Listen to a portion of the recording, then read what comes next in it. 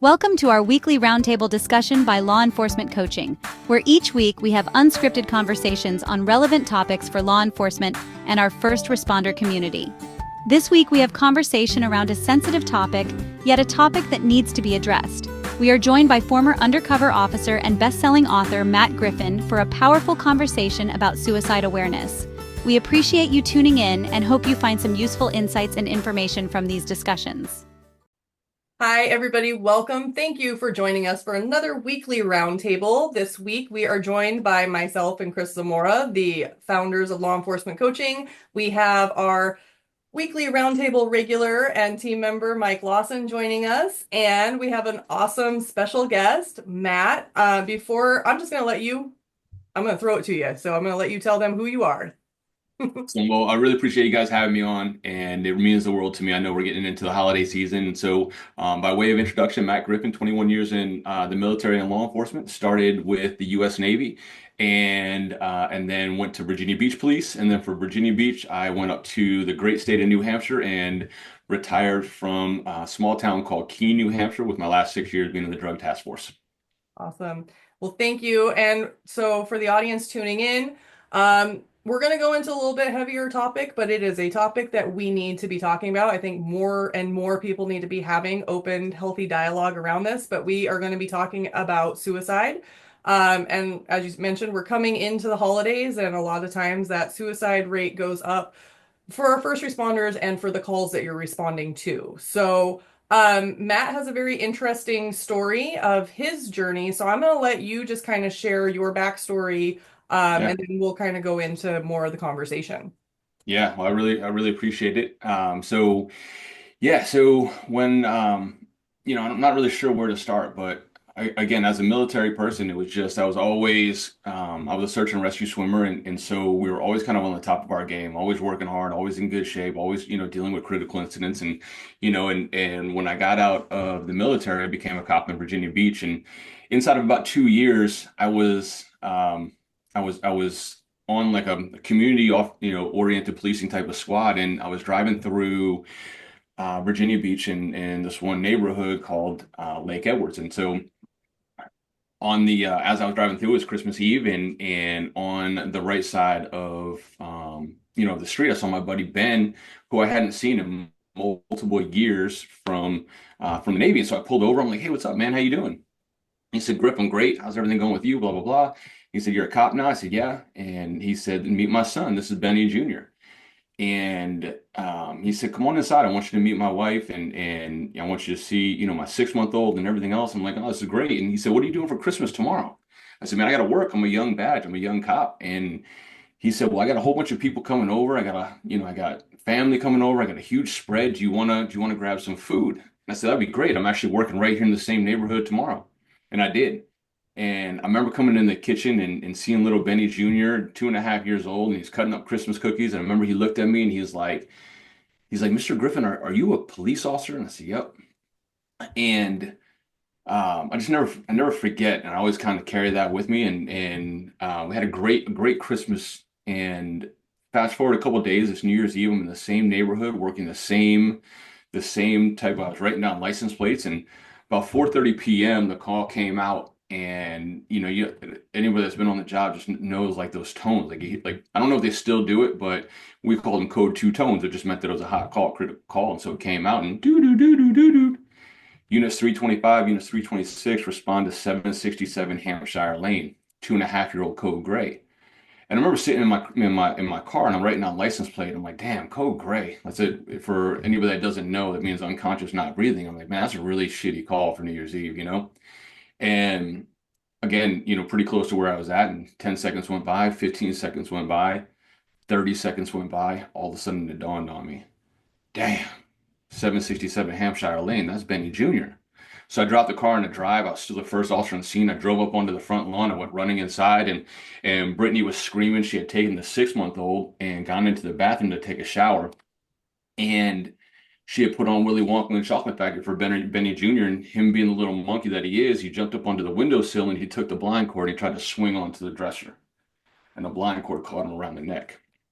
And it's crazy because I can see it now. right? As we sit here, and I wasn't really kind of sure. It's, it's Saturday afternoon for me here on the East Coast, and I just wasn't, I just kind of, praying about like this and what I wanted to say. And it's so funny how vivid it is in my head, and I can smell and I can see and I can, I can taste what was going on. And anyway, I brought Benny Jr. down. I started doing CPR, and I remember praying. I said, God, don't do this. Don't allow this to happen. And all of a sudden, I got a breath back, and um, and and I remember saying, "Oh, thank God." But then I realized that that was the last breath that Benny ever took. And as like EMS came in and they pushed me off, I remember looking up and I saw the scratch marks on the wall, and it just stayed with me for a long time. And I wound up just eating that. And and what I couldn't tell anybody for the longest time was I sat in my car for 30 seconds. Why didn't I just go? Why didn't I just put my car in drive and go to the call? And I didn't do that, and I ate that, and I couldn't tell anybody that, and it ate me alive day in and day out. Why didn't I just go to the call? Because there's nobody on this side of the earth that can tell me that I couldn't have saved Benny's life if I didn't go when the call came out. And how am I going to tell Ben Senior, hey, I could have saved your son, but I didn't. I didn't put the car in drive. I was sitting there writing a license plate down for a drug house. Who cares? And I ate that every single day, and I would go to sleep at night, and I would fall asleep for a minute, and I wake up with nightmares and screaming and just and then when we buried Benny Jr., we had him in, when we were doing like the wake and stuff, we had him in a Spider-Man outfit, and I just ate a lot of this, and you can't really ask for help. And because when I came out of my FTO phase, 2 years prior, I had my first suicide, my first dead body. And I remember asking one of my partners, not one of my partners, one of the older guys that we look up to, and I said, hey man, I said, this kid committed suicide yesterday. I said, it kind of bothered me. And there's a whole bunch of different like aspects of why it bothered me. But he said, Griff, I want to tell you the first thing that I need you to understand. He said, if you're not strong enough to see it, then this isn't the job for you, brother. And he got in his car and he drove away, got in his cruiser and drove away. And when you emulate that type of behavior, you want to be like that person. We all have those cops that we look up to. We all have those mentors that we want to be like in our careers. And so I ate this, and I built this trauma down. And so wound up, as cops, what do? We wound up running. And we wound up like not going near that scene again, and we just want to change. We just this, that, and the other. And so that's exactly what I did.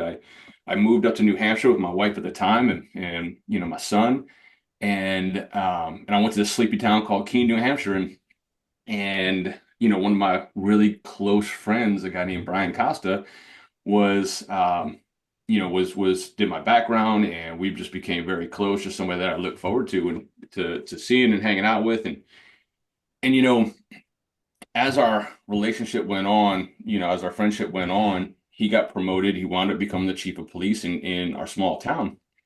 And the fentanyl epidemic really kind of hit hard, right? And it just like, and I was perfectly content being the SRO or driving around day shift and making a traffic stop here and there, just a Barney Fife type of mentality. But the fentanyl epidemic hit really hard, and all these kids were, overdosing. And I mean, we had like a 1,600% increase in overdose deaths. And so they came to me and they're like, we know that you're a good drug cop. We know what you did down in Virginia Beach. Are you interested in going back undercover? And I said, yep, I'll do it. And I really went full speed ahead. I had cornrows in my hair. I had, full sleeve of tattoos. I had a lip ring. Like I forgot who Matt Griffin was. And I forgot how to be a husband. I forgot how to be a father. I thought what I was doing was so important. And, and I really and I remember coming home the summertime of 2016, and my wife for almost 15 years said to me, I don't know who you are anymore. And I said, wow. I said, well, I'm the same person. I'm just out here making plays. I'm out here trying to put bad people in jail. Like these people are putting poison in people's bodies every day, and I'm trying to put them in jail. And and I look back now and I take full responsibility for my divorce. I can't count the number of times I was halfway home, and I tell I call my wife at the time and say, look, send the babysitter home. I got to go to work. I just got a call that they need a hitman for hire. They need an undercover play. They need this, they need that. Or I did get to dinner and I laid out all four of my phones. I'm not paying attention to my wife. How many football games, how many daycares, how many times did I miss an opportunity to be a husband and be a father?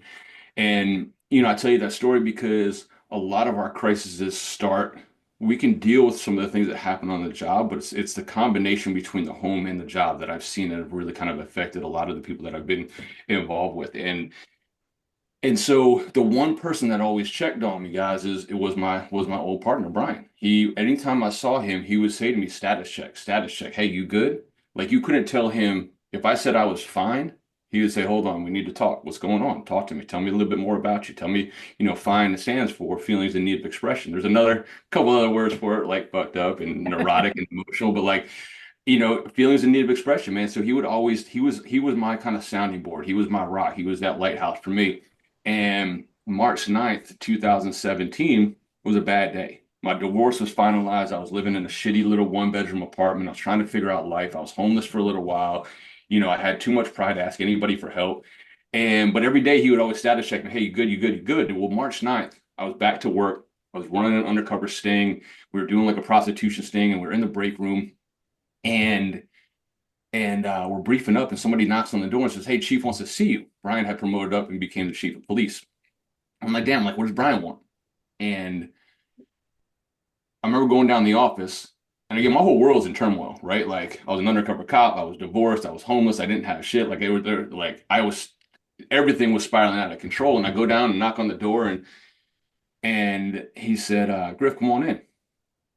So I came in, and it's like, that moment where you're trying to wonder, is this like friendship, or is this like chief and detective? Do I need a union rep, or are we just talking about life? And so I'm still trying to figure that out. And he looked at me, he goes, you know what today is? Referring to what would have been my 15-year wedding anniversary. And he remembered. And I said, yeah, I know what today is. And he said, Griff, I just want to make sure that you're okay. You got a lot of people out here that are relying on you, that are trusting you to make good decisions. And I just want to make sure that you're straight. And I said, Brian, I'm good, man. I'm good. He said, man, I'm gonna ask you one more time. He said, if you're not mentally prepared, you're not physically ready. He said, so tell me again. I'll comp you out for the day. I'll have somebody else lead the operation. I said, I'm good. You know what I didn't say? How are you? I didn't say, I know this is a bad day for you too. How about when we get done with this operation, we go chop it up, have a cold beer. 2 hours later, Brian went home and shot and killed himself. And from that moment on, my world just spun completely out of control. And here I felt like I had two people that were not on this planet because of me. I felt like Benny was not on this planet because of me. And now I felt like Brian was not on this planet because of me. And the one thing that I can tell you is that I never really experienced in my life catastrophic failure. And I think that's something that we can resonate to from police officers. Like catastrophic failure is something that we don't have a lot, right? Because as cops, like you're going to catch your paycheck on the 1st and the 15th or every other Friday or whatever it is. Maybe you don't get a promotion, but you're not going to get fired unless you really fuck up and do something stupid. And so it's like catastrophic failure is essentially losing a case or not getting a promotion or not, whereas catastrophic failure outside of law enforcement, outside of our communities, is just a lot different. And this is the first taste that I had of catastrophic failure. My divorce was finalized. My kids, I felt like I was failing them. Benny Jr. was no longer on this planet because of me. The trauma and everything that I saw started to well up. And I finally felt like I understood suicide. Because to me, it wasn't suicide because Brian wasn't weak. Brian was the strongest man that I've ever been around in my life. And all of a sudden it made sense. It wasn't suicide, it was a sacrifice. And my whole life up until that point, I've been a sacrifice. I sacrificed, I wanted to play lacrosse in college. I sacrificed that to go into the military and to be a SAR swimmer. I sacrificed, all these different things. I sacrificed, staying in the military, trying to be an officer and going into Virginia Beach Police because I wanted to help. Sacrificed so much. And so all of a sudden, that's not the truth. That was the depression playing tricks on my mind and telling me that this is what you should do. And so I started realizing like, yeah, it's not suicide, it's a sacrifice. And so over the next almost about a week, I decided that I was done too, and that I needed to sacrifice myself, and that all I was doing was failing my community, failing my kids, and failing other people. And the best thing that I could do was to sacrifice myself. And so I woke up on March 17th, 2017. I decided that I was going to end my life. And I remember that day so vividly. As I travel around and I speak about it, it's tough to put it in context of how I felt that day, but because I had a lot of peace. I really did my whole life. You can imagine the worst of the worst of the worst of the worst over and over and over again. And then all of a sudden, you know that there's an end in sight. You know that it's going to be over. You know that the pain and the suffering and the trauma is all going to stop. It was peaceful. And I remember going for a walk and listening to the birds and thinking to myself, like, this is the last time I'm going to hear those birds. This is the last time I'm going to see 2 p.m. in the afternoon, the last time I'm going to see trees or leaves or things like that. But again, that's the trauma talking. That's the depression that's eating away at your brain, trying to make you rationalize something that's irrational. And and so I sat down on my Yukon at 100 Washington Street in Keene, New Hampshire, and I decided I was going to commit suicide at midnight. And from a military perspective, I just thought that like the zeros on the clock were important.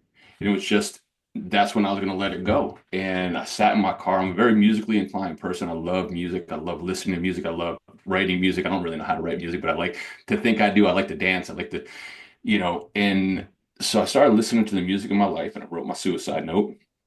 And I mean, I still have it right here in my head. I mean, the first paragraph, I mean, I just over and over again, I want to make sure that I was right. And, like the first paragraph to my sons, I know you won't understand, but please understand that I love you more than anything. You are my light in bad times, my sunshine every morning. And that's how my suicide note started. And I remember just kind of listening to the music of my life that reminded me of everything. And I had my gun and I was ready to go. And I had my phone on Do Not Disturb. And I didn't know in 2017, if you called twice inside of a minute, it broke through to Do Not Disturb. And so about 11:15 at night, my phone rang and it scared the shit out of me because I just wasn't planning on that. I was just vibing out on the music and what I was getting ready to do. And I looked down at my buddy Ben, and matter of fact, just had dinner with him last night. And um so I picked it up and I answered. He said, dude, I've been trying to get a hold of you, man. What's going on? I said, nothing. He said, well, look, I know, I haven't heard from you in a little bit, man. Why don't you come over and have a beer? I said, Ben, I got something I got to take care of tonight, man. I said, how about tomorrow? He said, yeah, that's fine. He said, but before I let you go, Griff, I want to tell you two things. He said, number one, I want to tell you that I love you. And number two, I want to tell you that there's light at the end of the tunnel. He said, I know you're struggling, but I want you to know that I'm here with you, man. And about 11:17 p.m. on March 17, 2017, I made the best decision of my life. I said, if today's a good day to die, so is tomorrow. And I put off committing suicide for a day. Went over, I had a beer with Ben. We talked, we chopped things up. We played Madden. We just kind of laughed a little bit. And then I woke up on March 18th and I said, if today's a good day to die, then so is tomorrow. And I pushed it off another day. And March 18th became March 19th and March 20th and March 21st. I kept saying every single day, if today's a good day to die, so is tomorrow. And then, I turned that philosophy and that mentality into, instead of waking up saying, if today's a good day to die, so is tomorrow, I put that same mantra and that same force and that same vibe into doing something good for myself. So every day I wake up and I'd say, all right, what am I going to do good for myself today? Maybe it's push-ups, maybe it's sit-ups, maybe it's go to the gym, maybe it's write a book or start writing a book, or maybe it's research a project, or maybe it's look at a vacation that I want to take that I don't know I don't have the money for, but at least it gives me some hope to think that I can go on a vacation, right? And so I would just do something good for myself. And about 6 months into that type of that mentality, I changed it to the mentality that I have today. And I always say it's the best thing that I ever did. I changed the mentality to every single day I'm gonna do something good for somebody else. And I do it as the most selfish thing that I do every single day. And I say that because it's selfish, because I gain so much pleasure and joy and the way I go about my day. I look for the opportunities to do that one thing for somebody else. And when I do that every day, it just changes my whole personality. It changes who I am. Some days I wake up and I'm in a bad mood. Some days, work isn't great. Sometimes, I don't close a deal and I don't have the money that I want to, do certain things. But I keep always looking through the course of my 24 hours to find something good that I can do for somebody else. And when I find it and I do it, it makes everything okay. And it's been a game changer for me. It's been a life lesson for me, and I'm going to keep doing it every day. And some days, some days I don't have that opportunity. And what I do is I text somebody and I tell them, hey, I love you, miss you. And I'm not scared. The fundraiser that I'm going to tonight, we had a Manchester police officer that committed suicide last week. And I texted last night, texted Bernie and said, hey man, I just want to let you know that I love you and I miss you. He's like, Griff, I needed to hear that. Thank you. So yeah, that's a little bit about me, guys, and that's how I got here. And I wrote this book called The Journey to Midnight that really kind of documents like everything that I went through. And I always say like the scariest day of my life was when I hit the published book on that book, because I let go of everything inside of my head, and I you know, but the healing process began the moment that I hit that publish button.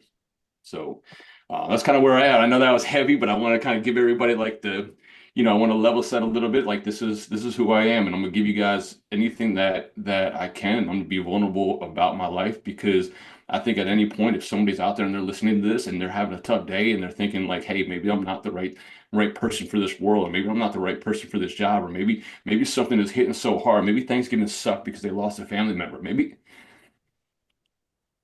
Christmas is gonna suck because they don't have a family member. I want you to know you're not alone. I lost my dad this year and Thanksgiving sucked. And sometimes things suck, but you're not alone, and we're here and we got you, and we're going to hold up and we're going to stand beside you, and we're going to go through these tunnels together, because there's light at the end of it. I promise you. Just give it another day, give it another minute, give it another second. So anyway, sorry, I don't even know why I just got emotional with that, but we lost my dad in January, and this is the first kind of Thanksgiving was big for him. And it was tough not having him around. Oh, yep. Thank you for sharing. Going back, okay, your book. So again, yes, for people, The Journey to Midnight, I appreciate like it's a good book. I read, I try to keep up with, so many people are putting out their books, and I think everybody needs to put their story out. One of the things that hit me within your book is the way that you shift, like the way that you explain the mindset behind, you almost give it like a hero's warrior mindset to suicide. You're doing everybody a favor. So a lot Yeah. of people that aren't not familiar, we lose friends or family to suicide. We go into, oh, they were so depressed, they were so hurting, they were this. But especially with first responders, I think one of the reasons that the statistics are so high is because you get into that I'm doing a service by Yeah. taking, I'm the problem, and so I'm helping by taking myself out. And what Yep. people that are sitting there, for those that are listening, if you're in that mindset, understanding you might be taking the pain away from you, but I always explain that suicide is shrapnel. It's energy shrapnel. So you might not have the pain, but you are transferring that pain to everybody in your life, and they're now holding it. So that's one of the things we can, get into that a little bit more as well. But um I wanted to ask you, so you're saying you're not alone. Everybody's saying to those out there that are struggling, you're not alone. When you were in the darkest part of that, if somebody would have said you're not alone, would it have actually resonated with you at that time? Yeah, I mean, I think it did. I mean, 45 minutes before I was going to take my life, somebody close to me said, "You're not alone, and I love you," and it changed my whole life. And I firmly believe that, if that call didn't happen, that I wouldn't be here today. And I think, you know, a lot of people get scared of making that phone call because sometimes they don't want that answer. We know, I mean, everybody that's listening to this podcast knows somebody that's going through a tough time, whether it's a divorce, whether it's a shooting, whether it's an internal investigation, whatever it is. We all know it, but we're scared to make that call. We're scared because we don't know what to say if somebody says, you know what, I am struggling. Matter of fact, I do have my suicide note sitting right here. We don't know what to say, but we got to make that call, because you don't have to say anything. You just have to care. And nobody's asking, and I think, to in a roundabout way to answer your question, the biggest thing that I can say is just we've got to take care of each other, and we've got to open the path in order to use the resources like the resources that you guys provide at law enforcement coaching. Like if older badges and other cops don't tell the younger cops, hey, it's okay to do this. It's okay to talk about it. We need to normalize the conversation around it. And if we don't normalize that conversation, then we're not going to feel comfortable saying, hey, Chris, hey, Mike, hey, Tammy, are you okay? Right? Because again, I'm not asking you, I'm not trying to be a therapist to you. I'm just trying to tell you that it's okay. I'm here. If you need something, I'm going to do it for you. And I think that's really it. I think that again, a roundabout way, I think it makes all the difference in the world. I think the one of the I can't remember if it was a 60 Minutes, but there was a guy that was going to jump off the Golden Gate Bridge, and he sat there for over 3 hours and waiting for one person. He said, "I'm not going to jump off this bridge if one person asks me how I'm doing." And after 3 hours, he stepped back and he jumped. He said, "The moment my hands released from the guardrail, I knew that I had made the worst decision of my life."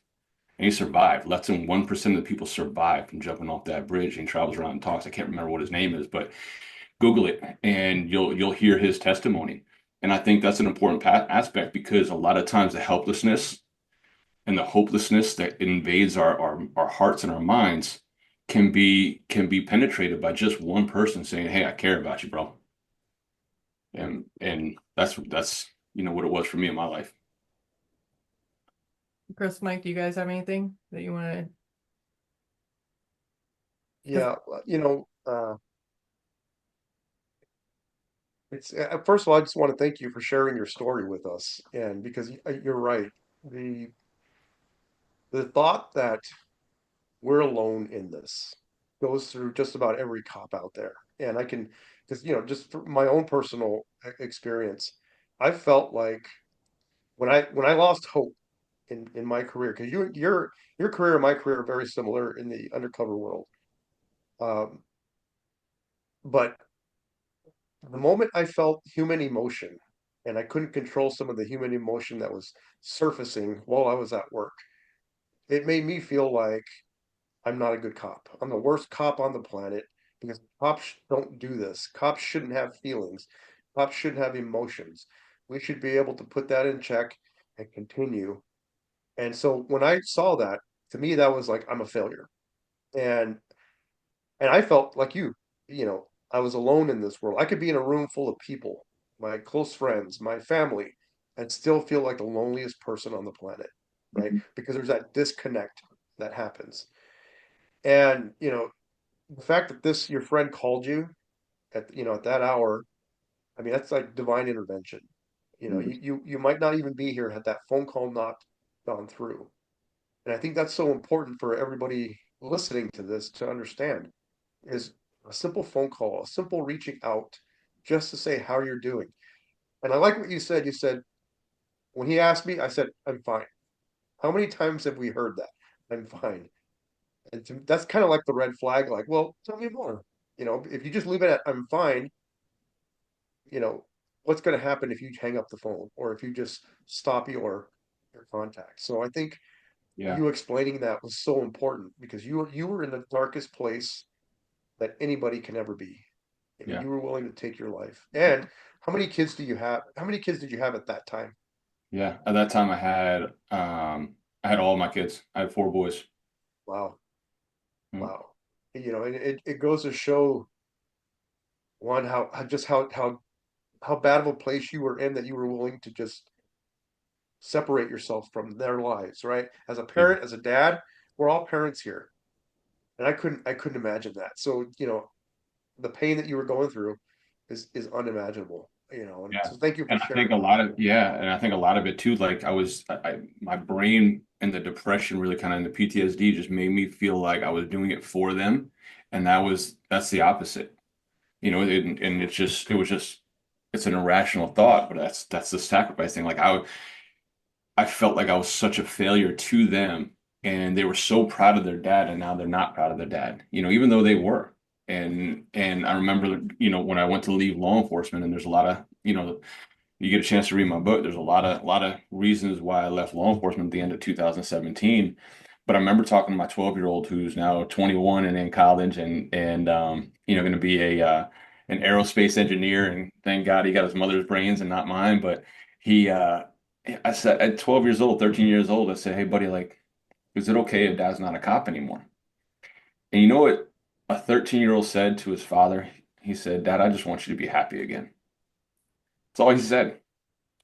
And that empowered me to make these changes in my life. And I left law enforcement in the end of 2017, and and I decided to reinvent my entire life. And I think, one of the biggest lies that I was told during my career in law enforcement, that this is all you can ever do and this is all that you'll ever be good at. And that was one of the biggest lies that I've ever been told. Is my life, gravy now? No, I mean, it's hard, but I do a lot of different things. I wrote a book, for God's sake, and I do public speaking. I would have never thought I could stand up in front of an audience and tell my story and tell, the darkest days of my life. And, I'm in sales and I have, all these different things that I do with drones and whatnot else. And it's not true. It's not true. You're more than the badge on your chest or the shield that's in your wallet. I promise you. And I think that's something that we all need to remember, is that this time comes. There's going to come a time where that badge is going to come off your chest and come out of your wallet. You have to make sure that you got something that you love and that you can't wait to do. Because at the end of the day, Detective Griffin is going to go back to being Matt Griffin.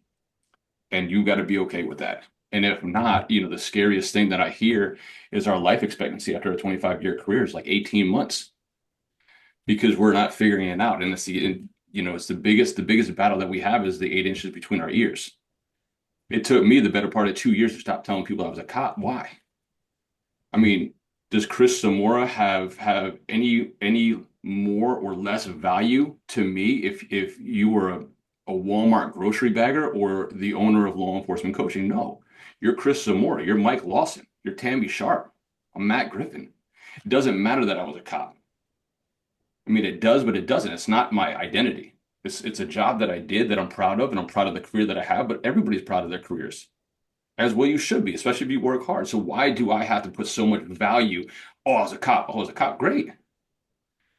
Understand that at the end of the day, like, I look back and what I realize now that I haven't been on the job for a little bit is that nobody really cares how many bad guys I put away or how much dope I seized or how much money I seized in 2015. Nobody cares. You know what they care about? How I treated them. Like, when I see people in my hometown, nobody cares about the cool cornrows that I had, the tattoos and a lip ring and running around with, in the undercover. Like, nobody remembers or cares about that, because that didn't affect them. What affected them was the way I treated them. I looked them in the eyes and I helped them one day. Whereas yesterday at the high school when they were growing up and they had a shitty situation with a boyfriend or girlfriend, and I stepped in and I helped out and I stayed with them. I checked on them. That's what people remember. Sorry, man, I go off on a tangent, No, but I think I it's would. interesting. You guys are so similar. Like, the stories, the way that you've impacted, what's impacted you, like, very, very similar. I think that's really, really cool. And I think just planting the seed, I think it'd be great to do a roundtable about undercover life and the reality and coming out of it, because you guys Yeah. you've paralleled on that too.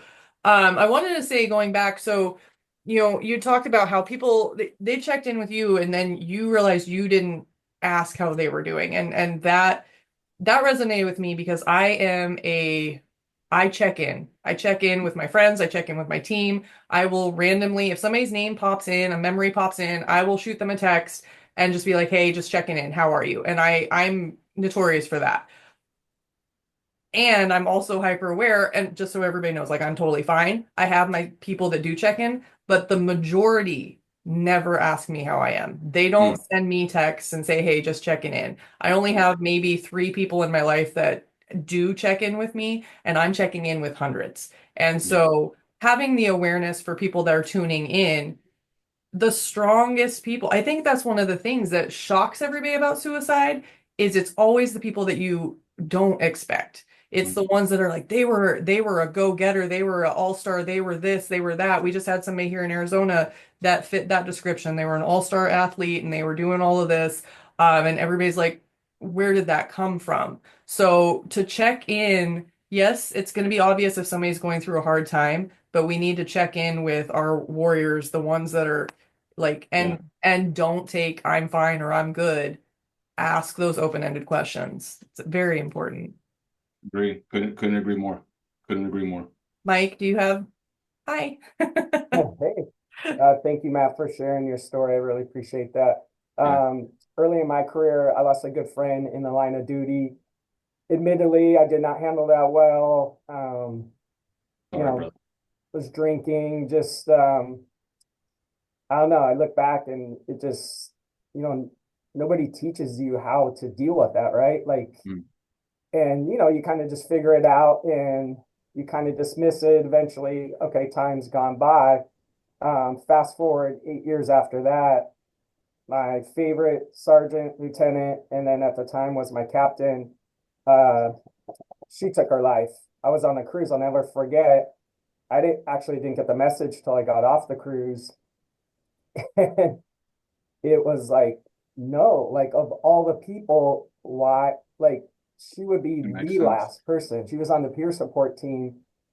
And that one just hit me really hard. And I remember I was new to the peer support team and I felt like I had to organize something at our station. I was working at the courthouse at the time, and I organized it, and it was just more a get together. It wasn't really a debrief. It was just like, hey, how's everybody doing? Let's do some check-ins, tell some funny stories, and I'll never forget. Like I started to tell a story, and it all came out, Yeah. and I was like, where did that come from? And it was real apparent, um, later in my career that it was that untreated trauma for my friend. I just had never talked to anyone about Yeah. that. And the emotion coming out and then just being with other people, like I was like, whoa, like that's what I needed right at that time.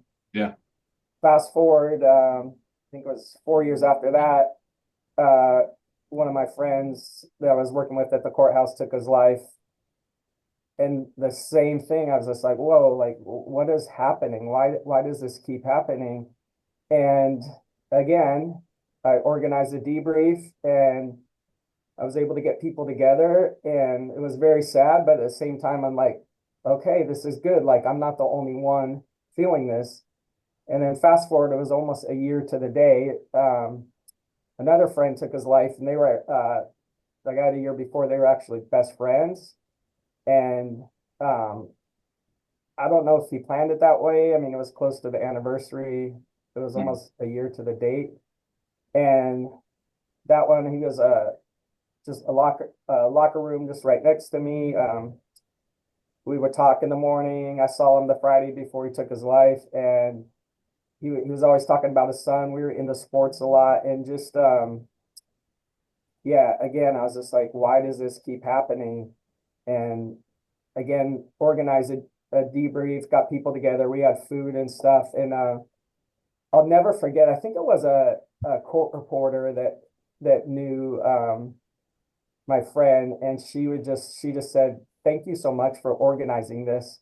I needed this.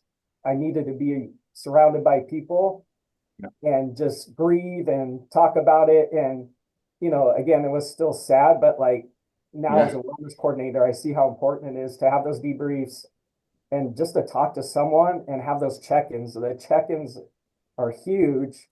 And, in law enforcement, we don't always do them, but it's so clear to me now that I'm retired that we have to do them.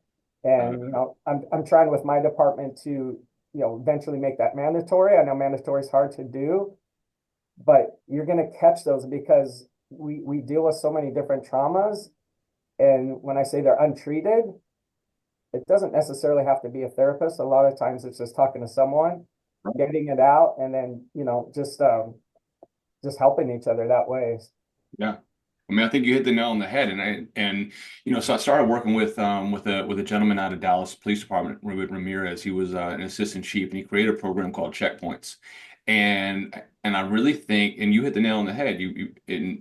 And Ruben created this program called Checkpoints, and I think it's the missing piece, and I think you hit it right on the head. And what Ruben did, so after the 7/7 situation in Dallas, Texas, where 5 or 6 police officers were shot and killed. Eddie Garcia, the chief at the time, looked at Ruben and said, "I need you to create a wellness program." And he went out for about a year and a half and created this program. And the biggest thing that he realized in his that nobody's coming to save us. It's just not happening. We've had the same conversation around wellness, trauma, resiliency for the last 4 or 5 years, but guess what? The suicide rate's exactly the same as it was 5 years ago. So what is not working? Why are the things that we're saying and peer support and wellness, why is it not working? And I think you hit it right on the head. Check-ins.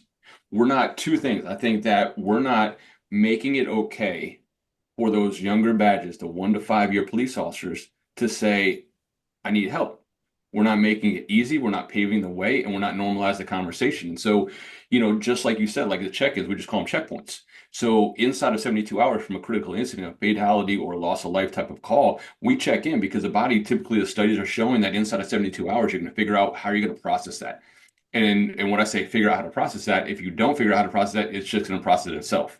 And that's what we've done for many, many years. And so what you said is right on point. Just having our younger badges are responsible for the new generation. And I think we need to make that very, very clear to our older guys, to our guys, when I call them, Rod retired on duties and my older guys, the older generation, we're responsible for the new generation. And we've got to take ownership of it. Because if we don't, that suicide rate is going to stay the same. And what I mean by that is we've got to clear the path for them to get help, normalize the conversation every single day, stop being a warrior and start being a guardian, right? The warrior generation's coming up. You're done being a warrior. It's time for you to be a guardian of this profession and the younger guys that are our warriors. So start taking care of them, paving the path in order for them to ask for help. Normalize the conversation every day where it's not a problem to say, hey, we have equine therapy, we have counseling, we have law enforcement coaching, we have all these programs, but why aren't we using it? You need to use it. And just like what you're saying, going to somebody after that call and to say, look, like, I'm just checking in on you, brother. You don't have to tell me anything. I'm not a counselor, but I just want you to know that there's resources available for you. And maybe I tell a personal story, but that's really it, right? I'm not the person that I want you to talk to. I want you to know that this is available to you. And if I didn't choose this path, I wouldn't be standing right here. So and if you need it, you just let me know and I'm going to pave the way for you. What I mean by paving the way is a lot of times cops think that if I go and ask for equine therapy or counseling or EMDR or whatever the case have you, that it's going to have blowback on them, whether it's overtime, whether it's from other people. But the more you normalize the conversation, the more you clear the path for that to make sure that they don't have any financial burdens to go ask for help, the more you allow other older guys to say, these are the things that I did and why I'm still standing here. Then our younger badges, our 1 to 5 year officers that are fleeing from this profession faster than we can see, are going to start getting the help that they need, because at the end of the day, it's a buyer's market.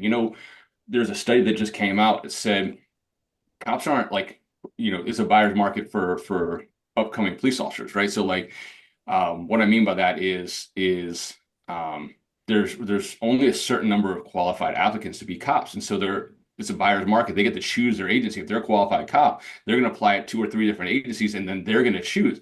I always thought it was going to be pay. You know what? It's not. Pay wasn't even in the top 3.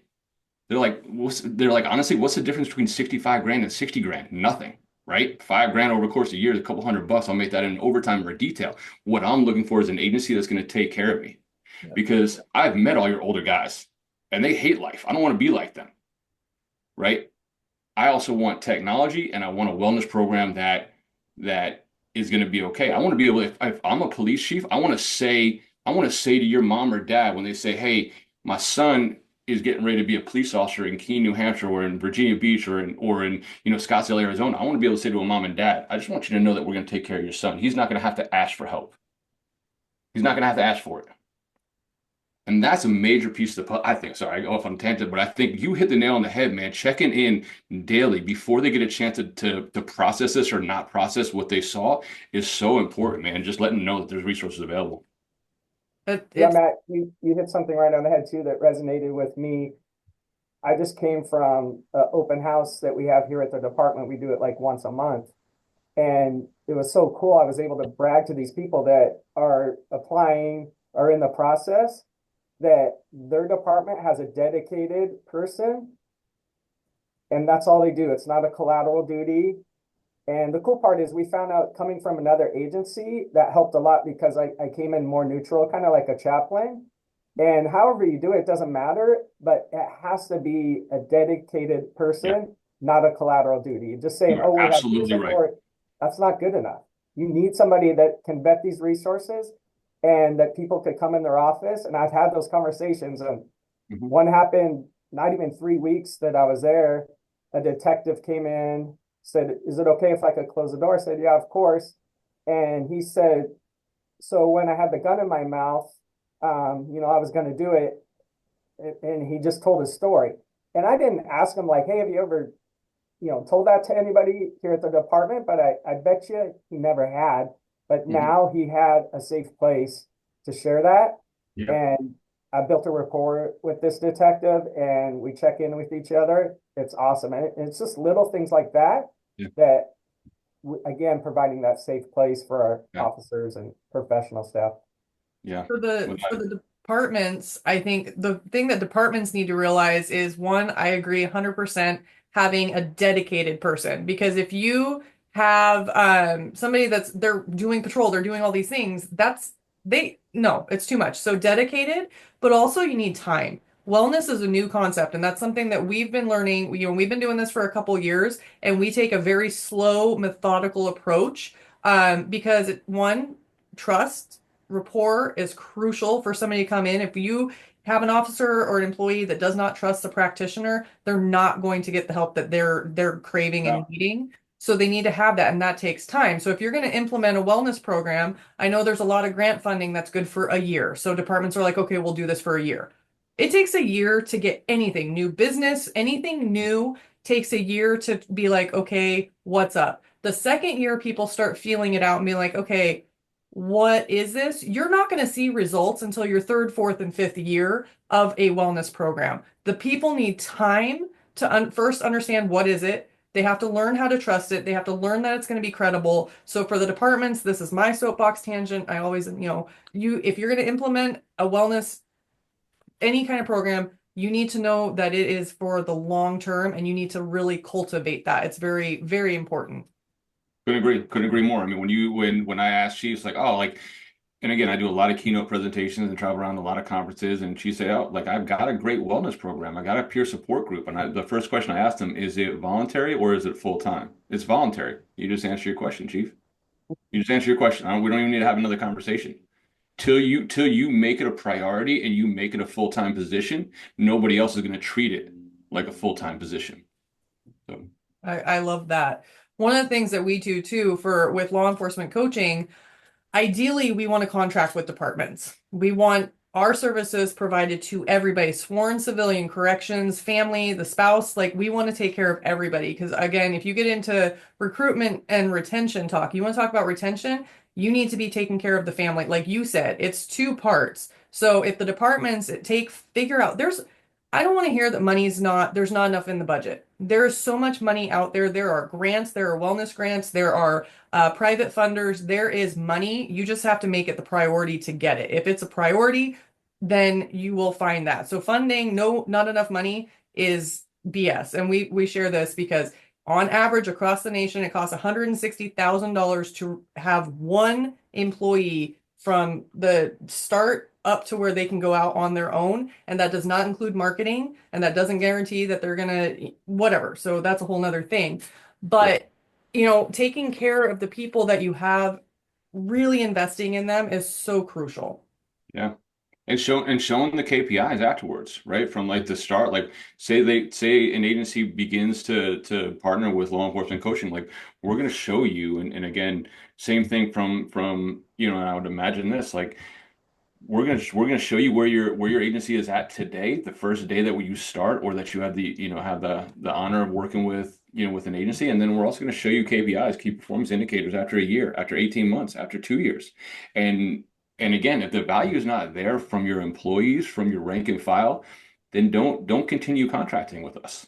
But if it is, if those key performance indicators are there, and again, our key performance indicators for the longest time was did somebody commit suicide? Like in my world, right?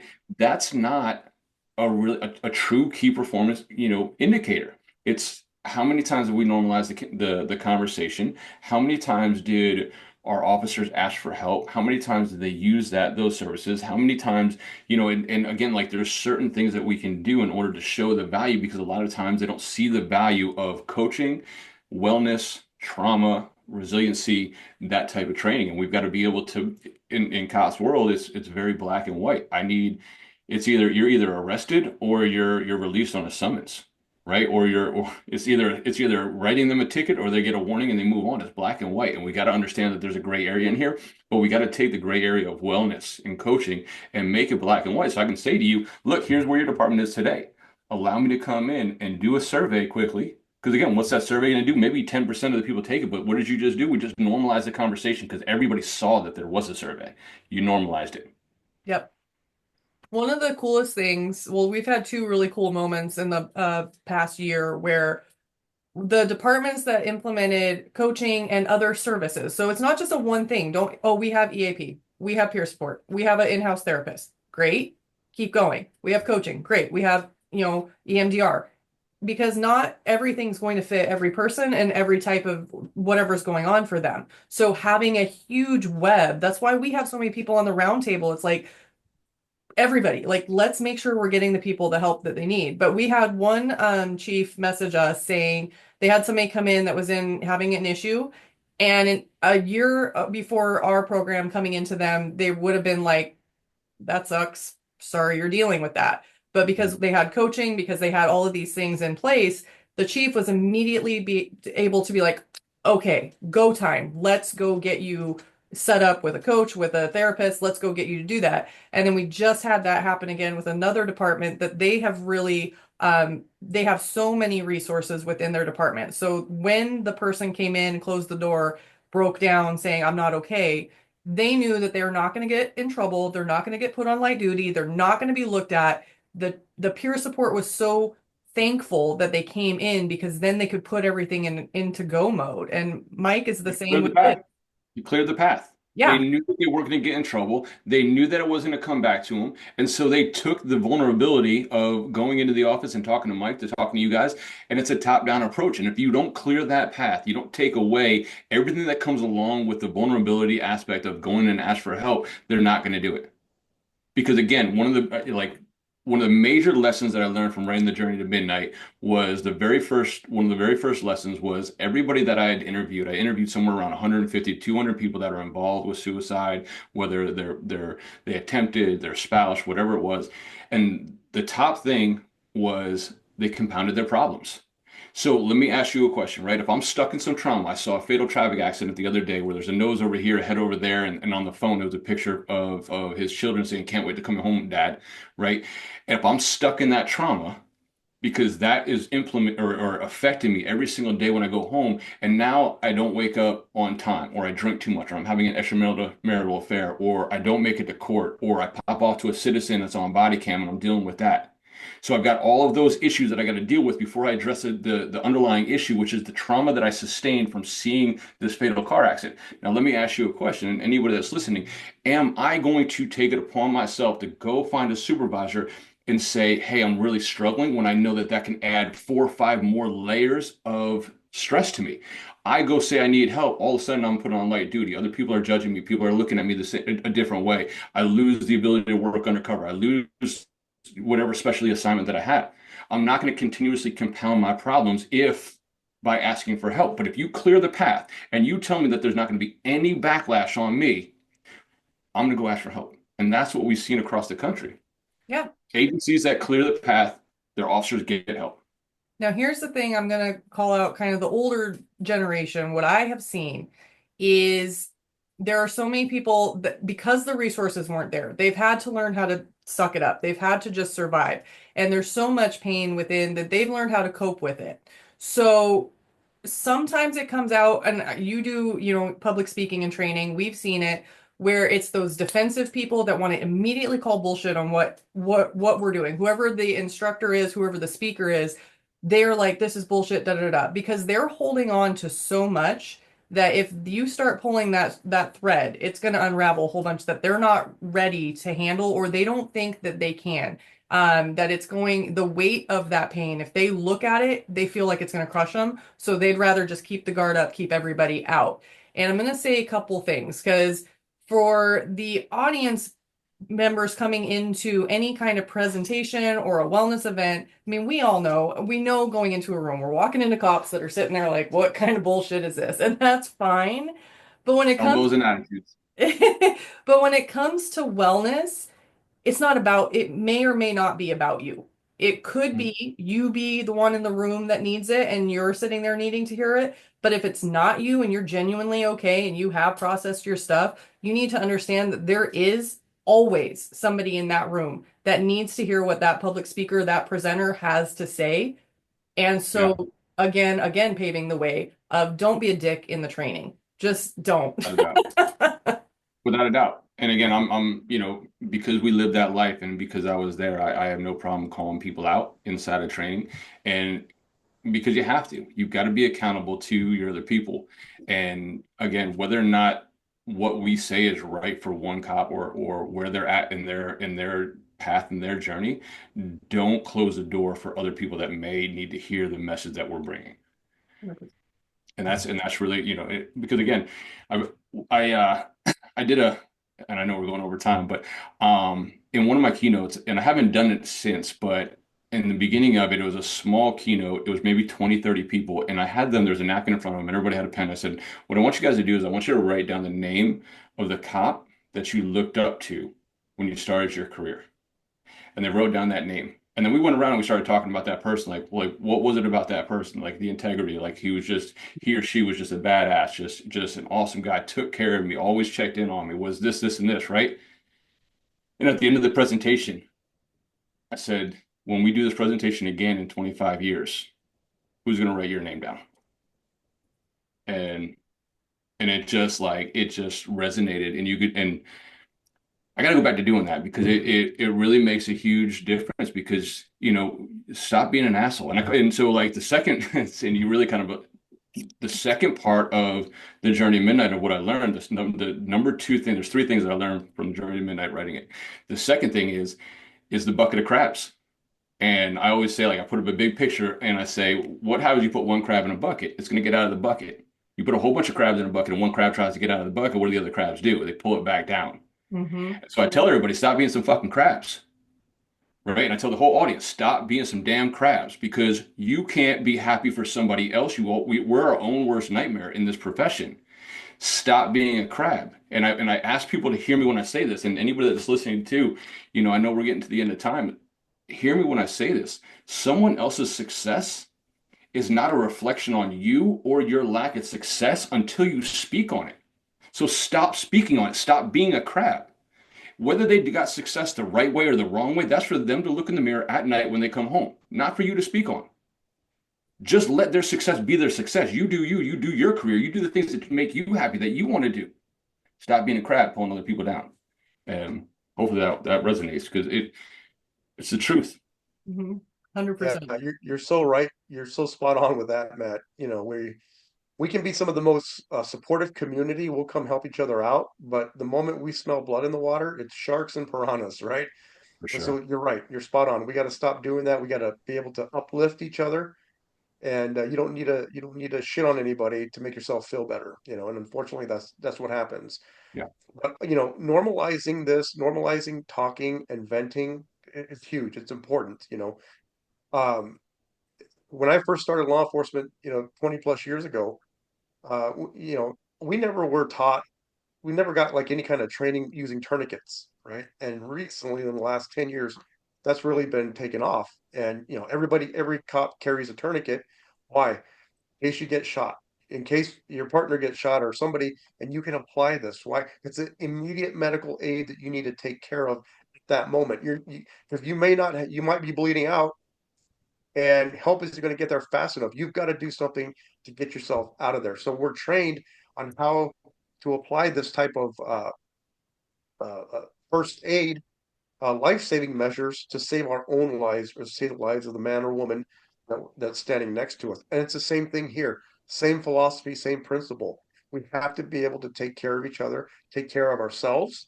It's okay to take care of ourselves, and it's okay to take care of each other. So yeah, I think that's so important. Normalize this, normalize talking, reaching out. I was just gonna say, whoever brought up the old crusty guys, sometimes I put myself in that category. But, as a wellness coordinator, how do you measure if you're making a difference, right? And when multiple, not just one, multiple old school guys come up to me and say, I wish I would have had this shit when I was early in my career. I wish I would have had these resources when I got into my shootings. Just that, like, I mean, you see it. So you're right. The younger generation, I'm just being honest, I work with them. They're expecting this. And, if you're a department watching this, you need to assess what kind of resources you have. Just saying you have peer support, I hate to say it, No. that's great, but it's not going to work. So you need to let them know from the beginning. I mean, just at the open house this morning, I was able to tell these people, this is a department that has a committed wellness coordinator and will help you get those resources. There's tons of resources out there and it gets overwhelming, let's be honest, but you have to have a dedicated person. And, sometimes I do coaching with them. Sometimes, I just send them resources, but now they have a dedicated person to do that. And so I encourage that to all departments. 100%. Well, there's a few things. So, Mike, you said because there are a lot more wellness resources coming out. There's a lot of people that are trying to do different things, and it can be overwhelming. I know chiefs are getting inundated with sales pitches, and so here's the quickest way to figure out who's right for your department. Ask your department. Ask your people what would work for you. Would it be coaching? Would it be EMDR? They'll tell you. We run surveys with all of the departments we work with, and I tell you, those surveys are blunt. They are no bullshit. This is what we want. This is the problem. This is what we want to see as the solution. Here's your blueprint of how to fix department morale, retention, recruitment. So if command staff looks at that, don't get your feathers ruffled. Don't take it personal. Be like, thank you. Now let's go get a game plan for that. That's a huge game changer for everything. I want to be mindful of everybody's time. So really quick, let's go around. And if somebody tunes in, they just, check this last part of this conversation. What is your little piece of advice that you would give the audience? Matt, we'll start with you. Yeah. And if they just tune in, I want you to know that number one, you're not alone. But number two, it's okay to not be okay. It's just not okay to stay that way. Ask for help. Don't be a crab. Open up the doors for other people. Be a guardian. You don't have to be a warrior every single day of your life. Be a guardian, but also be a guardian of your heart and your mind. Mike? Yeah, for me, it's taken me 10 years, but 10 years ago, I started surrounding myself with those people that I could trust. Then talk to them about, and these are chaplains, obviously good friends, guys from my church. And I look back, and once I did that, I was able to make a better version of me. And I was able to be, a better father, better husband, a better friend. And so surround yourself with multiple people that you could talk to and do those check-ins with. Yeah, I think for me, I would say for agencies that are listening here, treat wellness like, training that you would give quarterly on firearms, on defensive tactics, on, every tool that the officers carry on their belt or on their vest, they're trained with, and they do annual training with it. And it should be the same thing when it comes to wellness, because wellness, again, that is something that is we're going to practice that daily. Preventative care, self-maintenance, that is important. The preventative care, these are the hobbies. These are the things that keep us grounded. These are the reaching out and talking to people, right? Communicating. That is important that we do that daily. Preventative maintenance, going to and getting going and seeing your doctor, going getting a physical done, going and talking to a psychiatrist after you've experienced something very traumatic. It's okay to do that. That is what's going to help you get through your career, but not just get through your career, retire and then live a great life after retirement. We don't want to die, we don't want 5 years, average, 1 to 5 years we're going to live after we retire. Great. We put in a career of 20 plus, 30 plus years to enjoy up to 5 years of retirement. How about live to be 100 so you can you can maximize retirement and be happy? Tami? So I have a few things to add for this. So one, there are a ton of conferences, wellness conferences, trainings, different events out there. What I would ask for departments and individuals, something I know we're all in the wellness space and it's a pretty close community and everybody kind of knows everybody. It's the same familiar faces when you go to these events. And yes, peer support and wellness teams absolutely should be at these conferences.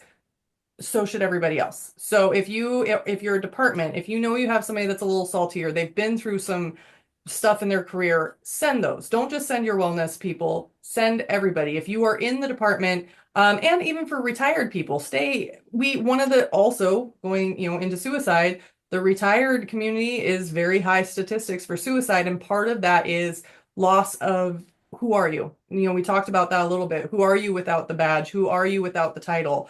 And I will say, the people that are presenting at especially first responder conferences, really pay attention to them because they're coming from a place of experience. They're coming from their traumas, their challenges, and they have figured out.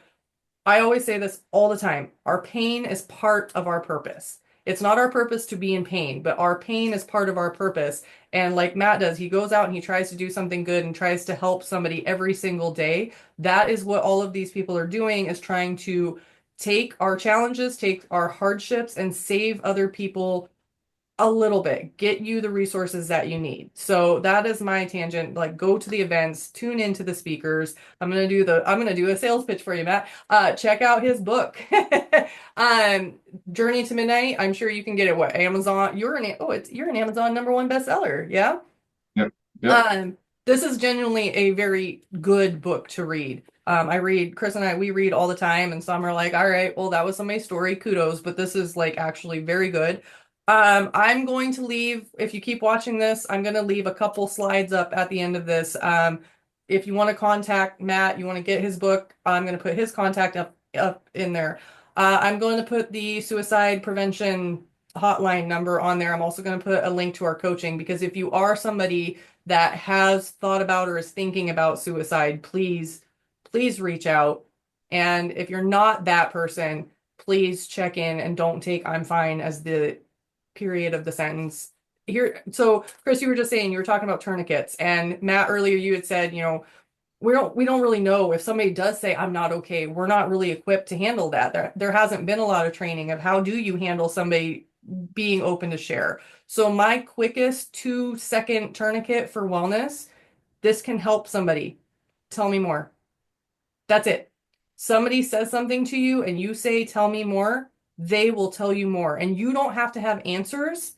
You just, like Matt said, you just have to care. You just have to listen, and they keep talking. You say, "Tell me more. Tell me more." They will share everything, and then you will be able to hold space for them. So that is my 2 cents on Love that. that. So with that, thank you all for being here. Matt, thank you for sharing and being vulnerable and open and honest. So, and for everybody that's tuning in, please reach out, check in with people. Until next week, thank you.